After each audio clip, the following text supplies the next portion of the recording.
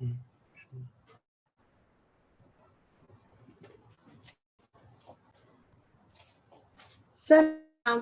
hello.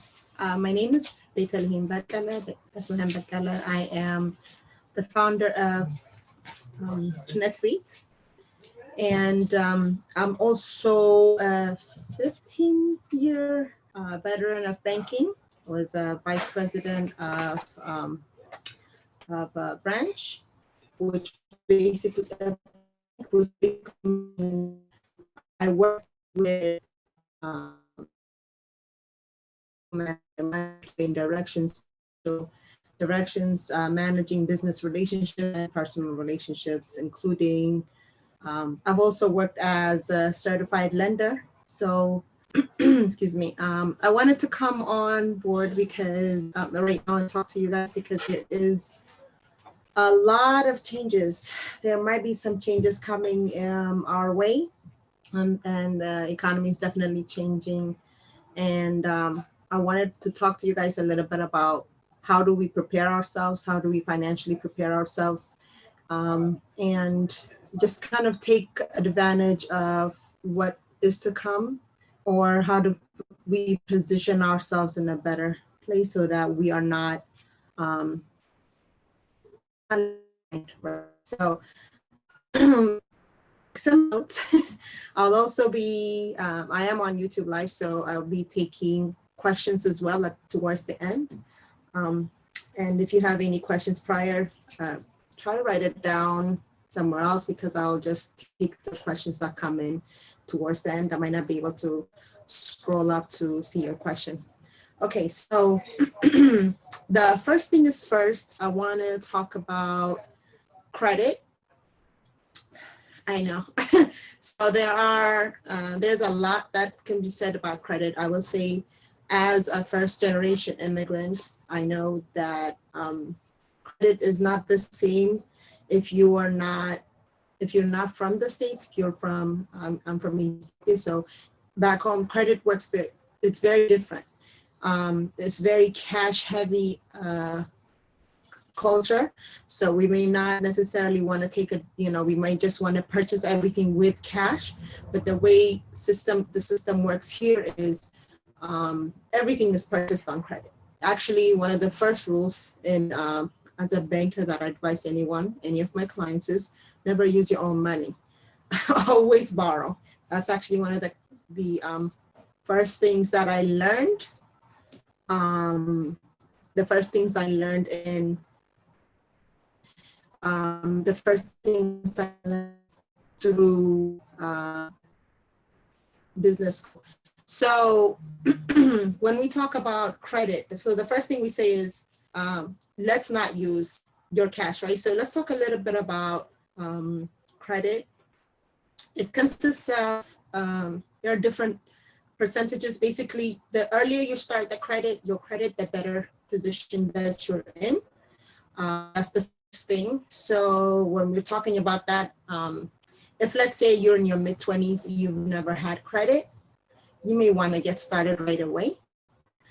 Because how long you've been building your credit also does make a difference on the final number. So let's talk a little bit first. Let's take a step back and say, when we're identifying credit, we're looking at how long you've had credit, what type of credit you have, your payment history, which is a huge part, meaning if you borrow money and then you're paying it back, how many times have you paid it back on time? That's one of the main things, right? So building your credit early and also diversifying your credit type. So what I mean by that is, if just credit cards alone are not enough, credit cards, car loans, personal loans, house is a huge one. So what does that mean? Things that are with collateral, without collateral, things that are that have a variable rate, fixed rate, just diversifying it just so that, for example, if you only have credit cards, when a lender certified lenders look at your loan or your application for, let's say, a personal loan for $20,000. One of the things that they look at is, have you ever had a loan with that amount? So if you all you've had was credit card, but you've been paying it off regularly really well, one of the things we look at is, a lender would look at is the credit score or the FICO score, which we'll talk about a little bit later. But also, they also look at what type of loan has this person had. So that's why I said diversifying your type of loan you have is very important. Pay at least the minimum by the due date, which I kind of mentioned earlier, which is very important. What does that mean? Excuse me. What does that mean? If let's say you have a credit card for, I don't know, you have an outstanding balance of $2,000 and it's telling you that your minimum balance due is $100 on the 25th. You want to make sure you pay at least $100 on the 25th because that's what they will report, meaning the credit card companies or the lenders will report to the credit bureaus, the 3 credit bureaus, what you've done, how often you've done it. So if you at least pay your $100, you'll at least be able to say, okay, this person has paid, so their payment history is doing well. Now, the second thing they'll look at is how much is their outstanding balance, obviously, right? So, but just making sure right now, I want to focus only on making payments. Third point is pay at least, check your current credit standing. What does that mean? Before I go to the next section, pay at least the minimum by the due date. If you can't, you should talk to your lender. There are a few things that your lender, so the whole purpose of the lender is they want to just get their money, preferably on time. So if you cannot afford to pay it on time, for whatever reason, the best thing to do is for you to reach out to them early. And you want to reach out to them early and you want to make sure that you are letting them know, hey, I know my due date is on this date, but I'm not able to make the payment. And when you tell them that, what they will do is, okay, what works for you? A lot of times what they will ask, what works for you? What day can you do? And then when you do that, chances are they will not be reporting you late because you've already had that conversation with them. One of the best practices you can do is you can actually request to move your due date. And when you move your due date, again, that impacts you positively as well, because the main point is they're not going to be reporting you as if you never made the payment. So we'll talk a little bit about, I want to go a little bit deeper on moving your payments and your due dates. Why is that important? And we'll talk a little bit more about that down the line when we're talking about budgeting and why that's important for you to understand when your due date is and to understand if that works for you. Whatever is given to you, you don't have to take. You, as customers, you have a lot of options and a lot of rights to exercise. As long as you just want to make sure that as long as you're making the payment, the banks also tend to want to work with you. So now when while we're talking about credit, one of the most important things that you want to see where you're at. Where is your credit health at right now? What does that mean? As a customer, you should know what your lender is reporting about you, right? So if your lender is saying, hey, for me, for example, Bethlehem has made her payments 95% of the time on time, or I've made my payment and something is not right, they have not received it for whatever reason, I want to be able to look at what's happening. Every lender, once an application for anything, whether you're approved or declined, every lender gives you, sends you a letter as required by law. And on the letter, they will give you a free your free credit report. And they'll also explain why, if let's say it was declined, why it was declined. Read the letter, understand the letter, give them a call and say, I have the letter, I don't understand what this means if you don't understand. The reason why I'm saying is they will know they're looking at exactly what you can do to correct that. So when you send the letter, also, like I said, if you have to actually submit a request either by letter or talk to your lender, say, hey, I need my copy of my report.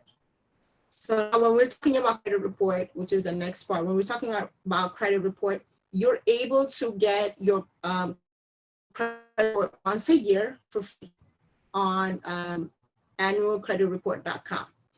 Why is that important? Like I was saying earlier, it's important to understand what's happening, what's on there, and check also if everything is right. Is everything that you borrowed on there? Or is there something on there that you did not borrow? That usually means that your data might have been stolen, or and so it's an important one for you to understand what's happening. So freecreditreport.com.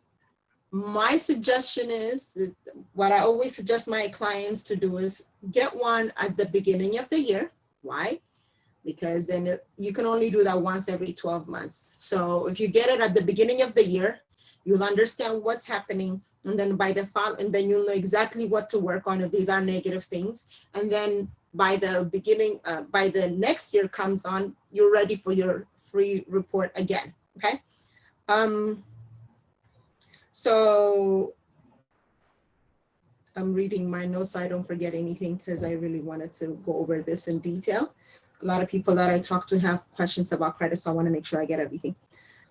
So when you're, another one is I wanted to talk to you guys about is Credit Karma. I use it. I've been using it earlier in my career. Family member actually told me about Credit Report, not Credit Karma, excuse me.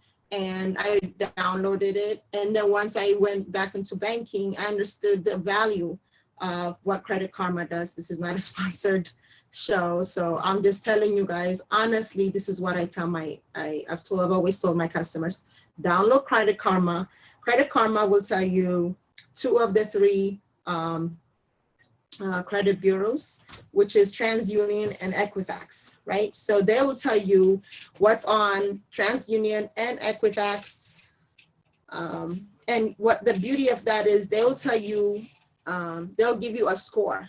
Now, the score is not necessarily what your lender will see, but it gives you kind of a ballpark, right? So the third one, which is Experian it is no longer on Credit Karma. It used to be. So if you need your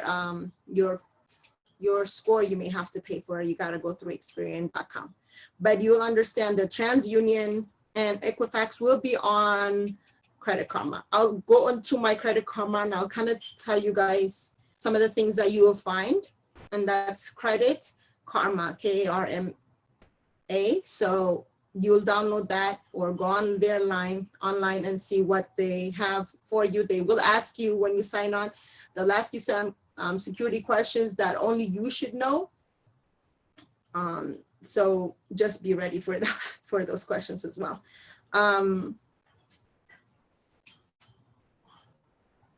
So for another option, I mentioned to you guys about freecreditreport.com, right? Or credit report, annualcreditreport.com. Besides that, you can also just use Credit Karma. Credit Karma will give you your credit report on there. You can actually request to have that there. For TransUnion and Equifax, you can get that at any time. You can go on there and you can check it at any time. Now, on TransUnion and Equifax, like I told you guys, on Credit Karma, it will give you, like I said, it will give you guys a score so that you kind of have a better understanding. One of the things that I love about Credit Karma as well is that it will give you some suggestions of what you can do based on where you're at. So we'll tell you, I'll go in there. Actually, let me go in there now so that I can kind of walk you through what you're looking at once you're there.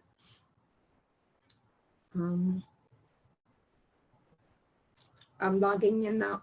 So you'll see on top, well, they kind of updated stuff. So it breaks it down by credit, accounts, cards, loans, auto, housing, tax, and, and it also gives you different offers. This is something they didn't have before, but they've been doing over the years.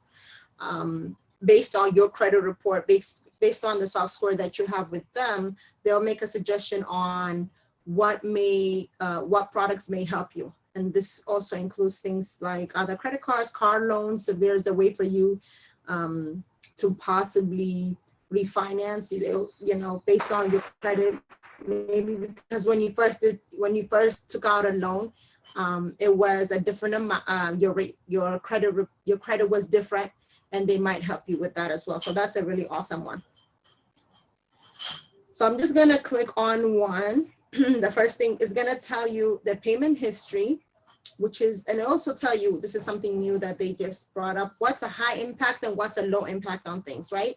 So payment history, credit card utilization, we'll talk about these two.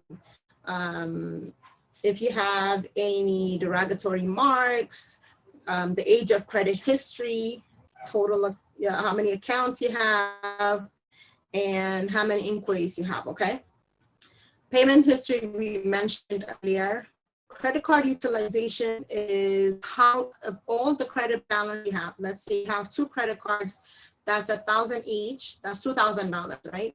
So out of that, it's wondering how much of $2,000 are you using? That's basically what it means. And from there, you should only really be using no more than 35% of credit card utilization. So the more of your credit you're using, the more the more it will impact your credit. That's why it's considered a high impact item. Derogatory marks are like credit, things that have been sent to collections. We'll talk a little bit about that as well a little bit later. But things that have been sent to collection, liens against that the state may have or the city may have on you, that's also going to be reported on there. Age of credit history is a medium impact, but that's still an important one. Now, for the age of history, it's a median number, right? So you may have had your history 20 years ago, but you've only had, and then you had another one, or maybe something you have not used, or something that have been closed, they may not necessarily show up the same place or the same amount. So that's a good one to review as well. Total accounts is how many accounts you have open and closed, as long as it's reported on there, right? So even if you've closed it, if it's still there, it'll still show. And hard inquiries are hard inquiries are anytime that you purchase or you take out a loan, there is an actual, so there are two, let's take a step back. There are 2 different types of inquiries, okay? There are soft inquiries and hard inquiries. Soft inquiries are what Credit Karma, for example, does to check to see where your number is. Also, when you go into, when sometimes companies tell you, oh, you're pre-approved, they might be doing a soft pull on you as well, or soft inquiries. Soft inquiries do not show up on your credit. They do not impact your credit at all. So anytime you're going to go borrow anything, or even having a conversation, okay, you should really always ask, is this a hard inquiry or is this a soft inquiry?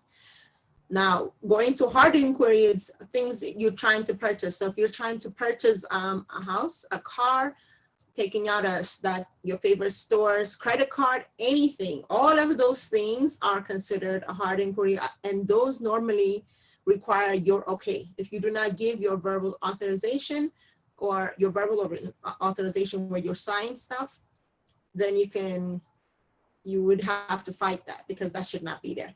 And it does impact. Now, hard inquiries usually last in your credit report for 2 years.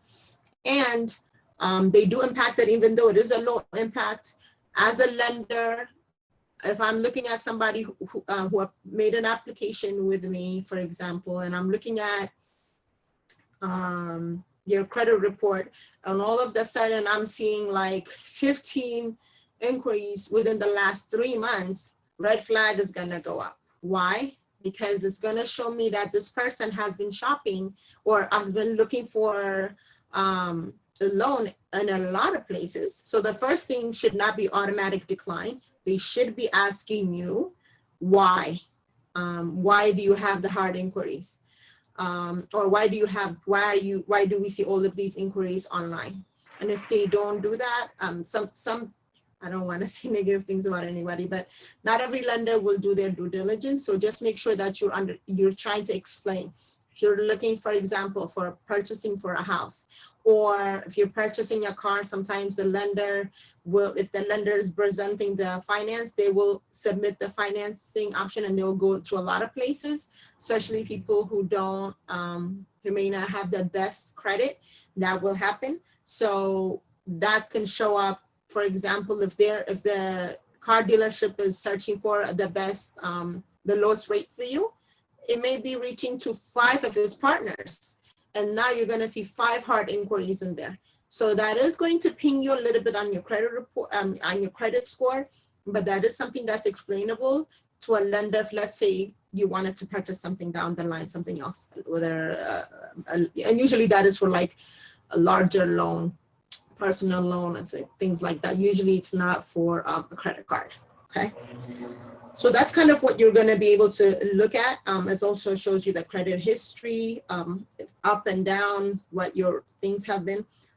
It'll also show you, it does this thing where it calculates, if I pay down this much, what will happen? And it'll kind of create that and play around. So you can play around with it so you understand what that works, what that would look like for you if, let's say, you have outstanding balances. Okay. Okay, so from Credit Karma or any of the credit reports that I told you guys, I suggested that you guys get some, dispute anything on your credit that does not seem to belong there. Right through the website, if you're on Credit Karma, or if you are on Experian, you should be able to also do that as well. That is so important. That is, I'll talk a little bit about collections and things like that on the next part, but that's an important thing because one, it's you, I mean, the lender does not, their concern is they're gonna look at the application, they're gonna say, okay, is this person able to pay or not? Does this person have a good credit history or not? That's basically what the lender is going to do. And it's the person who's actually doing the application, the one who wants to make sure that, hey, like, I'm the one who needs the money. This is what it is. And explaining that kind of puts, gives the lender a more of a round view instead of just seeing what's on the page and then letting them determine that for yourself, okay? I mentioned this, keeping your credit card spending below 30%. We'll talk about if you can't keep it below 30% and if you're carrying a balance. We'll talk a little bit about that in a few minutes, okay?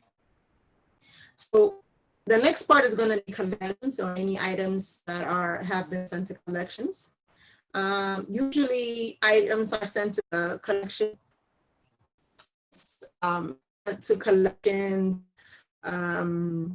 have not been paying. Usually for the 90 days, there's usually an internal process that banks have. Like they have to send a letter to you, they have to call. That's why they're doing all of, usually a lender does all these things because they're supposed to do that. If you're not responsive, then they'll send it to collections, which is why I mentioned earlier, it is so important for you to stay in communication with your, if you can make payment and you need them to postpone. You say, for example, actually I want to mention this right now, for today, for right now, since we're in this pandemic and COVID-19, there is a rule passed that for people who cannot make the payment, your lenders usually will work with you. So I really encourage you to call your lenders, but mention that you're not able to pay due to COVID-19, okay? You have to mention that. Now they are not necessarily going to volunteer that information to you. So it is important that you're the one who's saying it. Also, just be aware of that because additional, because They're not necessarily waiving interest. So understand what they're going to do, what their expectation is very important. Usually they did delay the interest that you're just supposed to be paying, because we're assuming that, you know, the economy is going to go back to normal and you're going to be able to get back your jobs and you're able to catch up on payments. So just if you're going to, if you're still able to make the payments, I suggest to make the payments. If you cannot make the payments, I suggest communication with your lender prior to stop payments. Okay, it's very important, because if you do stop the payment, it will impact your credit, and it's much easier to mess up the credit than to fix it. So that's my first suggestion. Okay, so collections are sent for failing to pay. Not every collection item is the same, and what does that mean? Okay, collection is collection is collection. Okay, so that's the first thing. Second thing is when we're looking at like a lot of lenders, when they're looking at medical bills and things like that, they tend to kind of, you know, they want to know why it's up there. Any collection item besides it impacting your credit really strongly, it also it just looks bad when a lender is looking at something. So again, telling they, you know, being able to explain the story behind that, and usually that is important for institutions that are smaller, like credit unions or community banks. They tend to work with you a lot more on those. I've worked for both credit unions and larger institutions, and the smaller banks or community banks, they tend to work more with people that just because it's a smaller one, have a lot more flexibility. Larger institutions tend to be a lot more rigid and regulations that have to follow. So just some things to kind of be mindful of. Okay.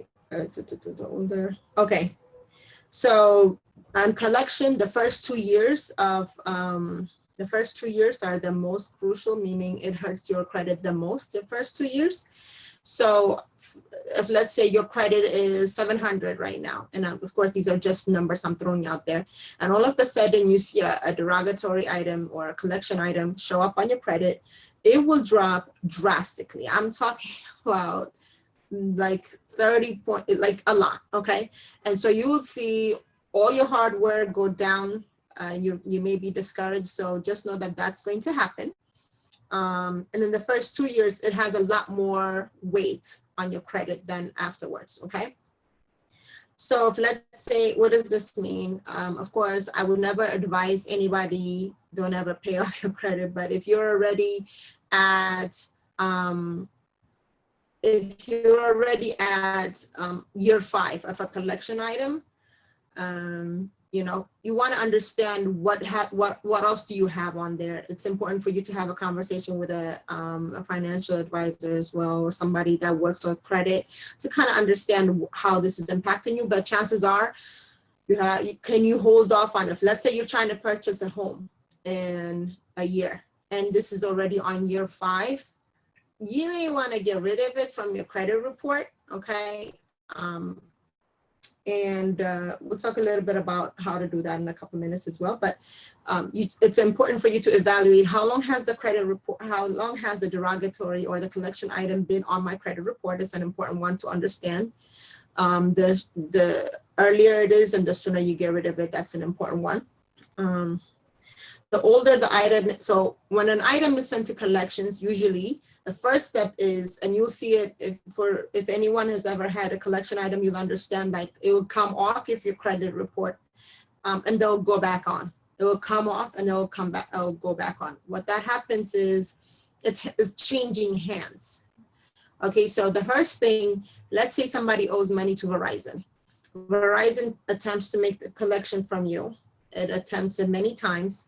You fail to make the payment, you're not responsive, they follow the, you know, all the steps they're supposed to. Then they work with a company to try to help them collect the money. After that, and that company is then gonna try to like collect the money from you. And then if they can for a certain amount of time, then they'll tally up all the, they'll send it to a debt collector, another debt collector. Usually what happens is, let's say you owe what did I say, Verizon $1,000, the companies will continue to sell it to different debt collectors, usually for a lot smaller than what you owe. Just because the longer it is, the less the probability that the loan is going to be collected on, right? So it's a, I can do another show for a collection item if you guys want. You can send me a message at info@keynotebates.com, or you can leave me a message on here. And we'll do a follow-up with that specifically for that.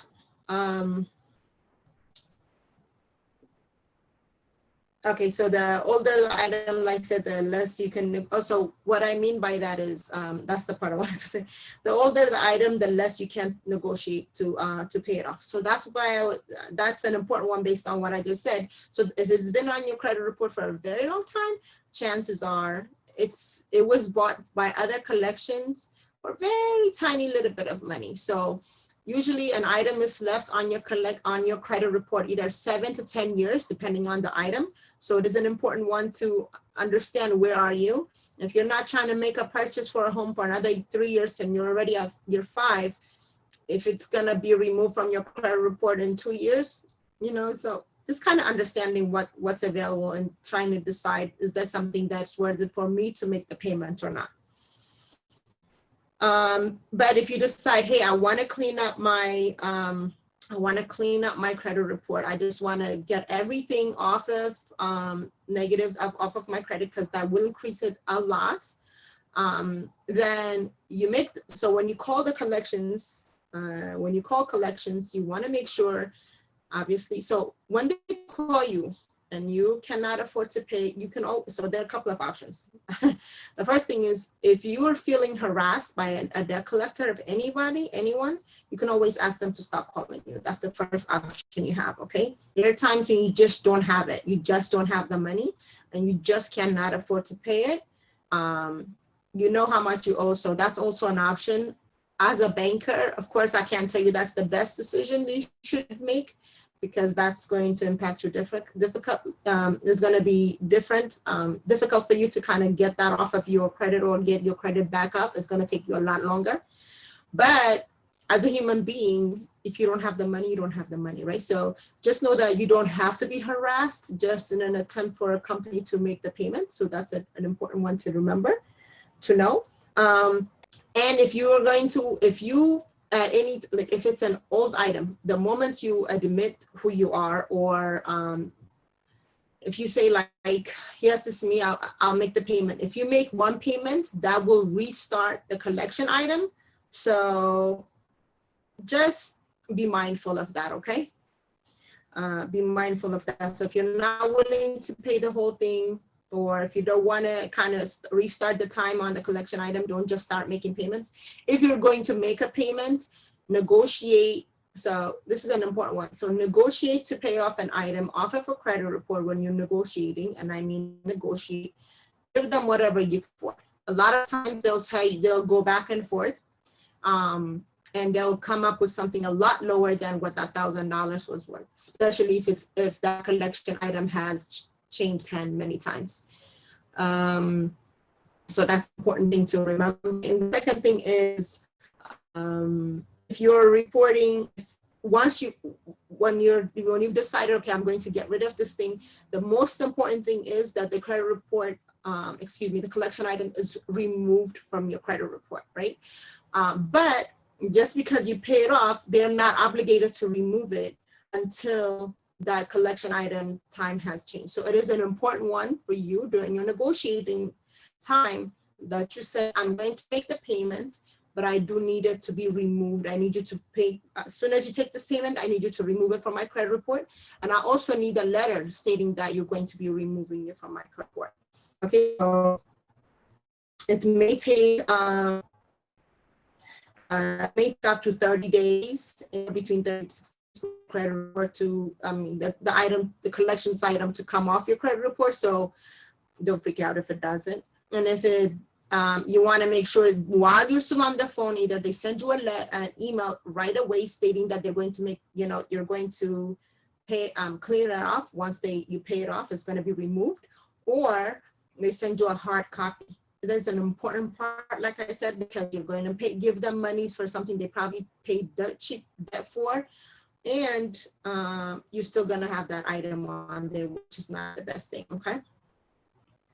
All right. So the next part is leveraging credit. So those people that have built, when we talked about credit earlier, there was something that I wanted to talk about. I guess we can combine it on here on leveraging credit.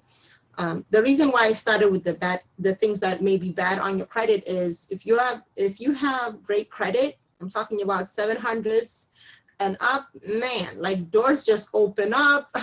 I know I had a client that literally walked out, brand new car. She was an older client. She also has other assets and things like that, but she walked out with a brand new car for a 1% on her car note, brand new car. So in this country, credit is king. Okay, I mean cash is king really, but credit is very important. Okay, so if you have a really good credit, if let's say if you have a really good credit, which is why I'm telling you guys to go on creditkarma.com, right, or Credit Karma to take a look at it. Also, a lot of creditors, I forgot to mention this, like a lot of credit card companies or lenders now allow you to see what your credit looks like. That's one of the features they provide, what your credit looks like and your credit history based on whatever company they use to do that lending. And what I mean by that is every lender does not use all three credit bureaus. Okay, lenders, okay, no, for credit cards and personal loans, things like that, even car loans, they only usually use one credit report. Okay, so understanding which credit report, which credit agency they look at is an important one for you to understand because not every credit bureau will have every single item or your payment history, and everything will not be the same on all three. Okay, so one of them may have a derogatory item, but the other two may not. So that's why it's important for you to understand before you take a loan which bureau you use, and that's very important because if you don't understand that, then you might just be leaving yourself for if they're uneven, you don't know what you're going to be preparing for, right? So it's an important one for you to understand, and you can always ask them there, they can tell that. So leveraging your credit, when we're talking about leveraging your credit, when you have a positive or high credit score, you really can negotiate interest rates. So negotiating your interest rates, what does that mean? One, usually this works for small institutions, again, and credit unions, just because they have a lot more flexibility, community banks and credit unions. The larger institutions may not have as much of a flexibility to work with you, but they still have some, just not as much as, let's say, a credit union. So just keep that in mind. But negotiating interest rate, we're talking about mortgages. I think a lot of people who own homes understand that if, for example, so I mentioned earlier, there are two types of loan, right? So there's a rate where it's variable and there's a fixed rate. So even fixed rate items, you can negotiate your interest rate if your credit is good. Usually you just call your lender and try to understand, if they can work with you. Hey, especially if from the first time you took out that loan, even for on an existing loan I'm talking about, okay? So from the first time you took out the loan to now, it's been a couple of years, for let's say, and because if you've been paying your credit reports on time and any of those collection items haven't cleared, and you've been on point, disciplined, and you've been paying off those things, all your payments on time, your credit report has shot up. So it's not going to be up to the bank for them to reevaluate and see where you're at.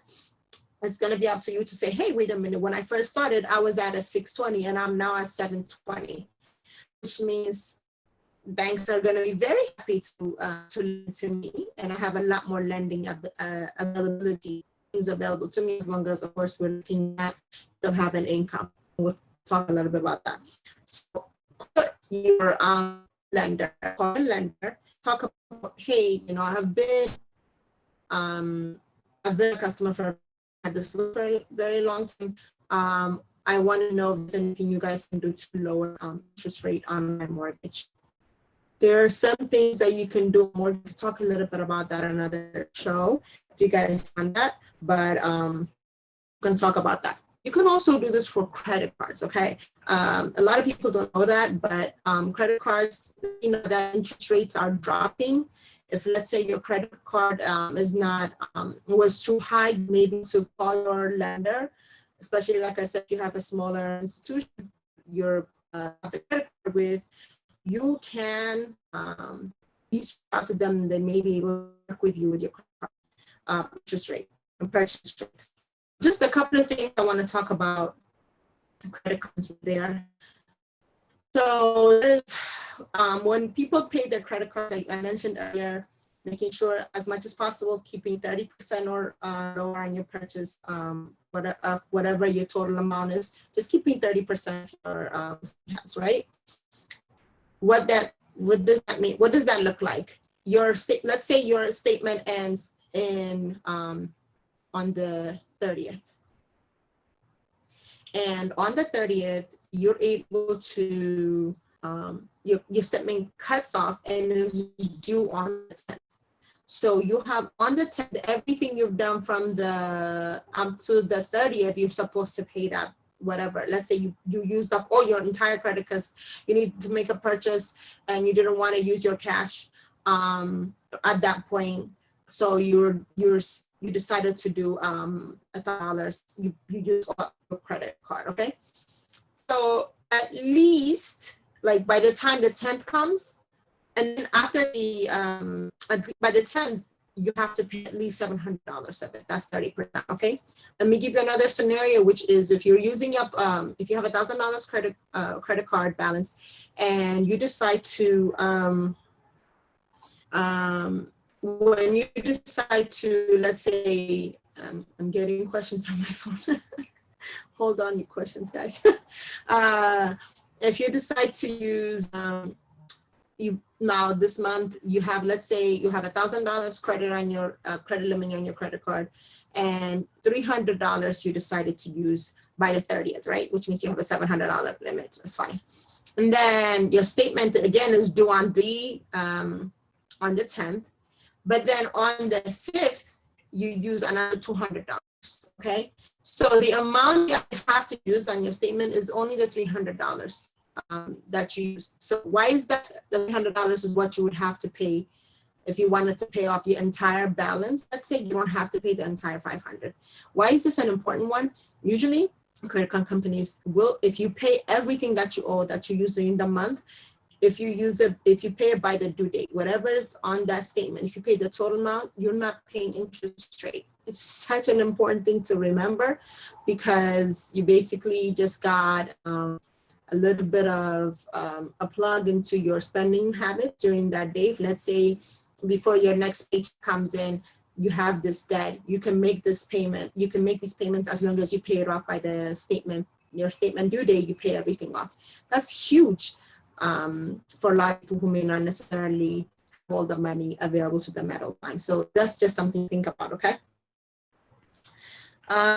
Now, if you're carrying a balance on the credit card, like I said, if you pay off everything from that statement period, as long as you pay it off, you're not paying anything. But a lot of us cannot afford to do that. So if you're the people that are carrying a balance, you can do a couple of things. One that we talked about, negotiating interest rate. That is an important one, because that's what you're paying on the balance you're carrying. So if you could less, I mean, that's better. Second thing is you can do what's called a balance transfer to another credit card. Usually there are credit unions, banks that can give you a 0% APR or 0% for 12 months, 15 months, 18 months, depending on the offer, to do a balance transfer. So you get 3%, you charge 3% of the balance you're transferring for each balance. Let's say you have, you're carrying, you have $500 each. Let's keep it simple. You have $500 each. So now you're carrying this balance. It's 3 different places every month. There's interest rate that you're being charged on those items. So you can apply for a 4th credit card. You would apply for a 4th credit card, combine, do a balance transfer from all 3 of them into that balance transfer onto that new credit card, and then you'll have a certain amount of time where you're not going to be charged an interest on those $500. Obviously, for $500 each, you may or may not want to do that. You want to evaluate it. A lot of times, when people decide want to do a balance transfers because they have like a few $1,000s balance on the credit card. So I just want to give you this up as well. When you balance transfer, the lender, when they're looking at your credit amount, how long you've had the credit, the amount of money, also they're looking at your debt to income ratio, how much money you make versus how much you're spending. So if, let's say, they see that your debt to income ratio is too high, meaning whatever you may be spending, if let's say you maxed on all your credit cards plus your existing debt, that plus whatever you're making on a monthly basis, if it's too high, they're either going to decline you for that credit card. One, we'll talk about how you can mitigate that. But they'll either decline you or ask you, are you going to do a balance? What is the purpose of this card? A lot of times they'll just decline you right away. So it's important for you to say that this is the purpose of this credit card, is to do a balance debt consolidation. So if you say debt consolidation and you're going to transfer your balance, if they feel like the debt to income ratio is too high, they may say, okay, we need you to close one of those cards because you can't have both, right? So if you're doing that, you need to kind of evaluate that, because remember I said earlier, your credit card, your history based on how long you had your credit card active or your lending active. So if this is one of your first credit cards you've ever had and you haven't really had anything since then, this is going to completely change up your credit history. So this is one of the things you want to evaluate. You might even be able to talk to current existing credit that you're trying to do the balance transfer from, right? Your existing credit card, if you can lower your credit card limit, and before you do that, talk to your new lender that you're trying to consolidate with to see if that makes sense and if they're willing to accept that instead of closing it, so that you don't lose the credit history on the credit card. Okay, so some little tricks that you can kind of work with. Another thing that I wanted to talk about was when we're talking about, I think I forgot to mention this earlier. When we're talking about credit history, I said the earlier you start, the better. And this is important as well for our kids, okay? Children, they don't have to wait until they're 18 to have a credit history or to start building a credit history. Usually by that time, just in a couple of years, they're probably gonna wanna, like, I don't know, move out of their house or whatever the case is, so they won't have any credit history, okay? If you're responsible for your credit report or on your credit card, if you're very good at paying your credit card on time, okay, and you have a teenager in the house, you can actually put your teenager on your credit report as an authorized signer on your credit card to help them start building a credit history. Okay, let me say that again, okay? So if you have a credit card that you barely use, that's what normally you can actually have a teenager at home.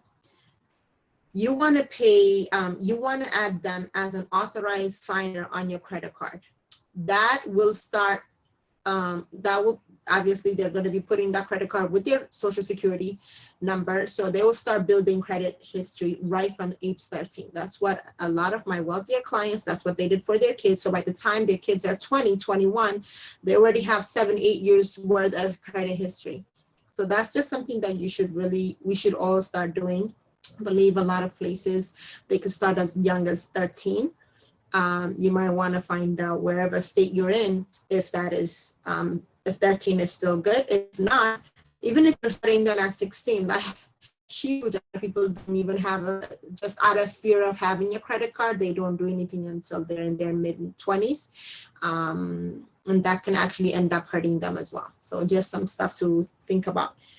The only thing that's very, very important to remember is this, whatever you do on that credit card is going to impact your child. So if you're using your main credit card that you go over the balance and that gets reported, or that gets that impacts your credit negatively, or if you're not making the payments, please do not add them. It's better for them to start fresh a little bit later than having to dig themselves out of a hole. Okay, so you want to evaluate to see if that's something that would work for you.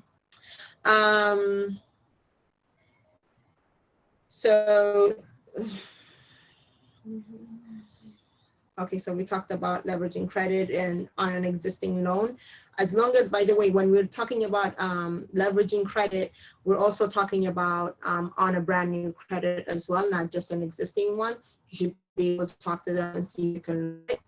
Usually how that's impacted is, like I said, if you have an extensive, like a long history with your lender, you've been for a very long time, have various accounts with them, they tend to look at the entire relationship when making a decision. Okay, so the more, the longer you've been with them, if you've had a really good relationship with them, if you've had obviously if you have a higher balance, they tend to take those things into consideration as well. And I'm also talking about on mortgages and all lending. So if they feel like they might be able to get more of your business, they might be willing to work with you more. Okay. So I'm going to talk about a little bit about now. This is for the small. This is for my small businesses. I mean, excuse me, this is usually on the personal. Now I want to, if you guys have, if you guys have any questions about the personal one, that might be a very good time for you to kind of start writing. I'm going to sign on to my YouTube page now. So if you have any question, okay. If you have any questions, please feel free to write it on below, okay? So if not, I'm going to start mentioning or talking about small business and a little bit on small business. And if there are more people on small business here, that might be on the, if you guys are here, or if you're sending me a message or send a question, I'll go a little bit more in detail on small business. But one of best practices for small businesses is build a relationship. This is really good for personal and business, but build a relationship with, there are two people every business should have, and that is an accountant and a banker, okay? It's very important, and it's very important if the two of them kind of have, when you're lending, especially for businesses. There are a lot of times when a lot of my larger clients, I don't even talk to them really. When comes to the finances, I dealt directly with their accountants. So these are two people that you really need a relationship with. So just keep that in mind. Also, it's important to have structure early on for small business, as well as on the personal side. And we'll talk, I guess we kind of, okay, so there's a question that says, can you add other family members like sisters, etc., as authorized signers? Yes, you can, Tez, you can do that. You can add just about anybody. You can add Joe Schmo from down the corner if you really want to do that.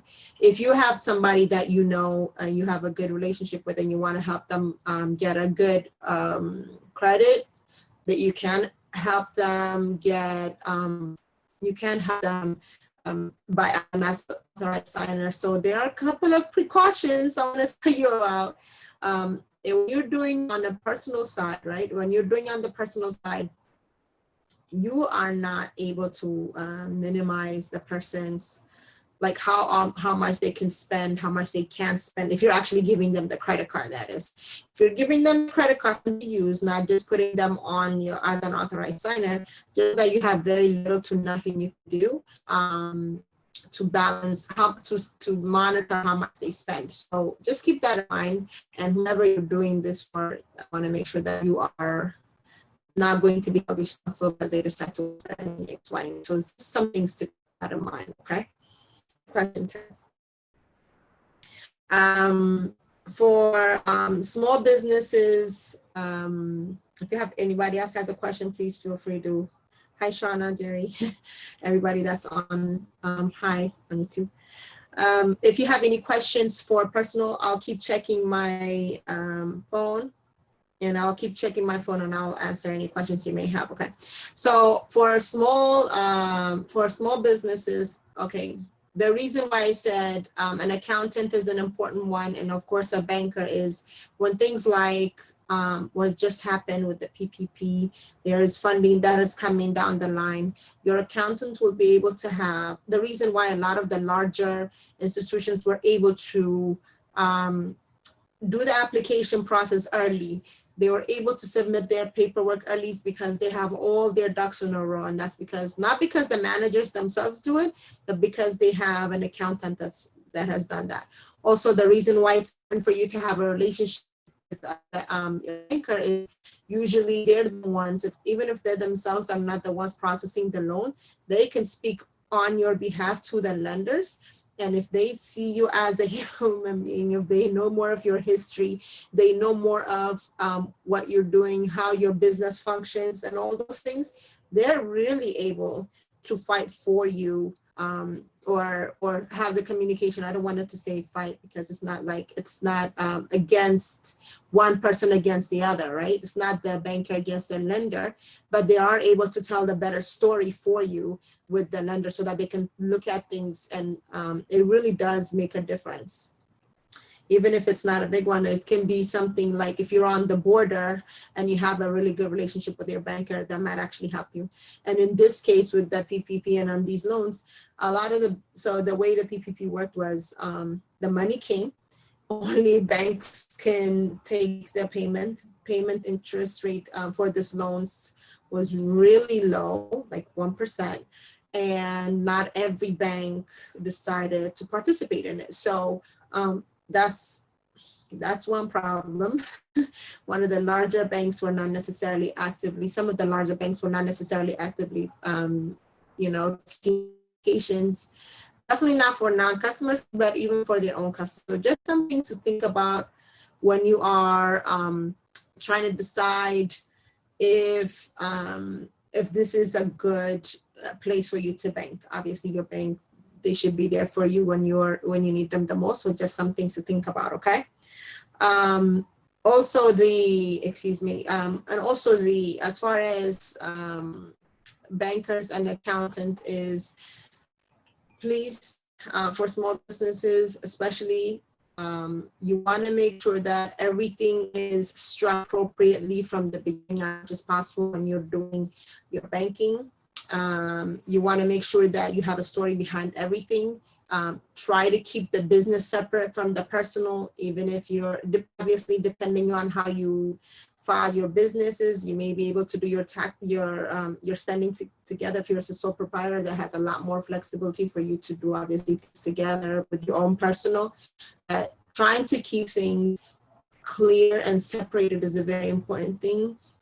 Usually, a lot of times, businesses start out of passion and they may grow very quickly. So not separating their, not separating, how their spending is, not having a reserve account and a spending account completely separate, not doing those things, they might end up actually hurting you down the line.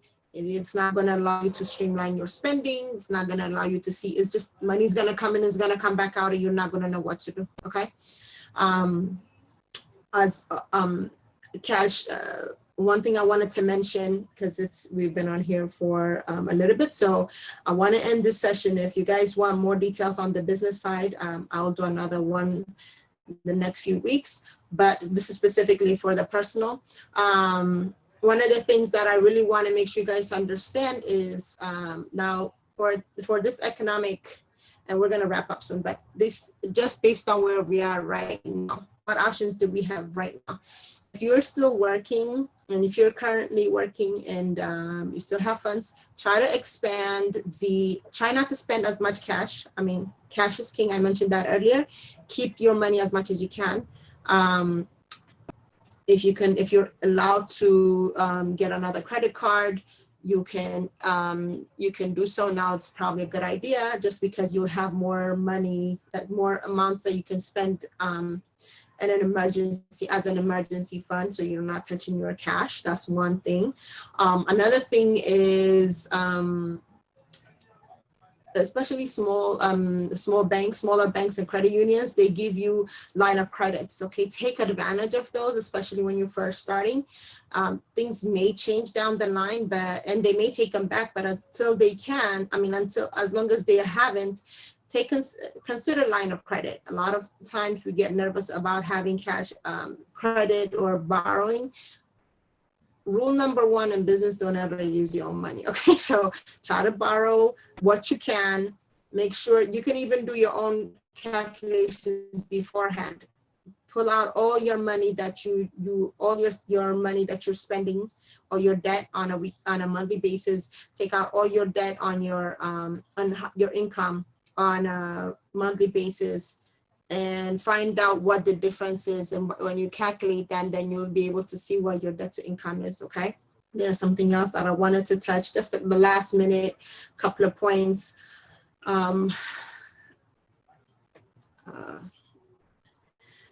Yes. So cash, when it comes to last minute, I'm sorry. ECMA did Ethiopian Community Mutual Assistance. ECMA in New York did one, Tizuta Roro did another video earlier this week about some best practices that we can adapt, especially during this time. So I wanted to kind of talk about, there were a couple of things that she mentioned that I really love. And as a banker, I was like, yes, yes, yes, behind the camera. So I wanted to give her a shout out for that as well. So building healthy financial habits is a very important one, obviously. And now that we're stuck at home, this is the best time to do this, best time to do these things. So analyze your bank statements for the last 3 to 6 months, finding out what you're really spending your money on. List your must-pay items. What are the must-pay items that need to go out by month? Put the dates and the amounts. Quarterly bills as well, put that a little bit lower, but quarterly months as well. Quarterly bills and yearly bills, especially people who pay taxes. These are specific to you. Identify your income. How much are you really putting in? After taxes, what's going into your accounts? Pay the frequency and amount. You want to take a look at those as well. This is going to be very important because, one, creating a budget, it helps you want to create a budget. It's very important. And two, you'll know exactly, like, for example, if you get paid twice a month, right? And all of your bills come before, you get the first paycheck, or the last paycheck normally goes to the mortgage, rent, whatever the main bill is that you need to pay. And then the rest of it, you want to make sure that you're spreading those bills as much as possible so that everything is not weighing heavily and you're not pulling or stretching yourself too thin. So this is why I mentioned earlier about really being, talking to your lenders and moving your payment dates. Those are very important because it allows you to, let's say a lot of your bills go on your last one during the month, and that's usually what pays your rent. Move it to the second payment. Ask them to move it 2 weeks down so that it could show up on the 18th. If, let's say, you get paid on the 1st and the 15th, or whatever the days are. move it to a little bit lower so that you're able then to make some of those other bills like car payments, these larger bills from the second payment, from the second income. So those are really, really important, important ones. One of the things that I want to make sure, I mean, obviously as a banker, I have to advise you this, please pay yourself first. Whatever that means, whatever that looks like, pay yourself first. After you have, and when you're creating your budget, be realistic with yourself. If there are certain habits that you have, when I was younger, I used to love shoes. So whatever that habit is, being realistic and not spending. When I lived in New York, everything is so expensive. So anytime going out was very expensive. So just being mindful and being realistic with what that budget looks like. It may take you a little bit time to get to a certain place where you want to be, but you do need to make the commitment and the sacrifice necessary for you to get to wherever it is you're trying to get to. But it's very important for you to pay your bills and being realistic with yourself. Yes.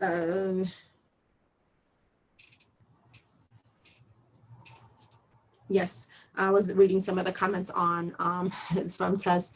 There is something else that I know. The first month, the first payment for my small business people that may see this, PPP has obviously the first round has ended, but the second one is coming. Please do your research. Which banks or institutions are the ones making the payments or are actually processing the loans? That's very important for you to know, so that you don't waste your time. Also, obviously we can't see people now. So if you already know someone, or if you've had a business card from a bank from one of the bankers or dig for that. Specifically send an email to that person, let them give you some more information, and just kind of really reaching out to your current existing relationships if you can, especially with the finance community and banking community, is going to help you, I think, kind of create a roadmap so that you know what to expect and you know what's going to happen next, and you're not feeling lost or being left in the dark. I really hope this was helpful. We are still in the process of moving internal emails, but you can reach me at Bethlehem at KinetBeth.com. It will be transferring to KinetBait to match the website, but for now it is, to match this page, but it's Bethlehem, BETHLEHEM at KINETBETH.com. If you have any questions, thank you so much for joining me. I really appreciate it. Be well, stay safe, and I'm here to help whatever way I can. Thank you, guys.